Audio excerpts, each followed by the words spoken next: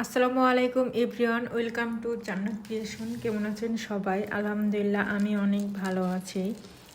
রমজান মাস চলছে, রোজা রাখতে বেশ ভালোই লাগছে। প্রবাসে ফার্স্ট রোজা। বিধর্মী দেশে একটু রোজা থাকতে প্রবলেম হয়, যেহেতু আজান দেয় না সেহরির শেষ সময় বা ইফতারের শুরু। এই জিনিসগুলো মেনটেন করা একটু টাফ হয়ে যাচ্ছে, যেহেতু আমার ফার্স্ট টাইম প্রবাসে রোজা। সামার চলছে, ভালোই রোদ উঠেছে বাহিরে, তাই আমার বেবিকে নিয়ে একটু বের হয়েছি। কয়েকদিন যাবৎ বাসায় আছি, বের হওয়া হচ্ছে না। বেবি তো বাসায় থাকতে থাকতে বোরিং হয়ে গিয়েছে, তাই ওকে নিয়ে একটু বাসা থেকে বের হলাম, একটু হাঁটাহাঁটি করে আসি।